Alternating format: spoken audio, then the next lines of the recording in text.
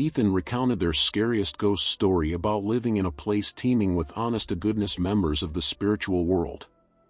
They pointed out the irony of ghost stories that begin with the phrase, "I don't believe in ghosts," but, after all, no matter how a ghost story begins, it always hinges on the notion that, come on, of course we believe in ghosts.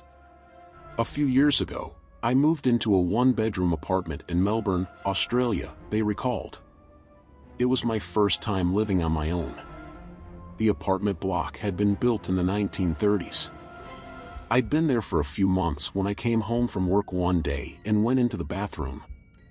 I saw something strange, a wooden board, which had covered a hole in the ceiling that led to a small attic space, lay fractured in two pieces on the ground. I examined the pieces. The board was an inch thick, and it would have taken Bruce Lee to break it. I thought the landlord had sent someone to work on the attic. I was frozen stiff with fear. Someone is up there for sure, I thought.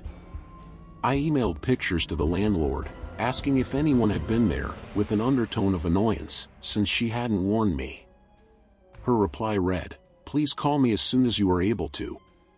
I called, and she explained that her last two tenants had said the same thing happened. She promised to replace the board, and she did. A month later, I woke up one night around 4 a.m. My body was covered in goosebumps. It felt like someone was rubbing their hands on me.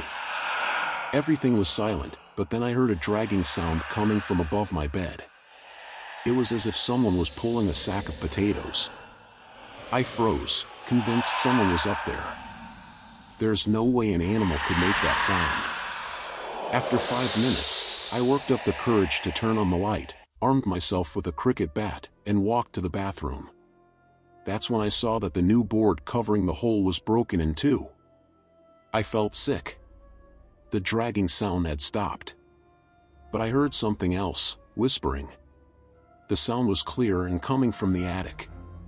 It sounded like children's voices, and I could hear one sentence repeated over and over, "It's your turn. It's your turn." I switched on every light in the apartment to make things feel normal. It was 5 a.m. and dark outside. I watched TV to try to unwind. Then a fuse blew. My pet budgie, Dexter, whom I kept in the kitchen, usually never made a sound at night, but he started squawking like he was being strangled. I'd never heard him make those sorts of noises. He was screaming. I grabbed my car keys, ran out, sat in my car, and waited there until the sun came up. When I saw people walking their dogs, this comforted me enough to go back in. The front door was open, but I figured I might have forgotten to close it when I ran out. I went to the kitchen to check on Dexter, but he wasn't in his cage. I felt sick again. All my windows were closed, so I looked everywhere inside.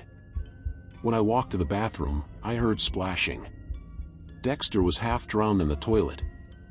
I took him out, washed him, and dried him. I was so confused. At 8 a.m., I called the landlord and gave her a watered-down version of the night. "Oh, wow, you heard the whispering too," she said. I stayed in that apartment for another 18 months.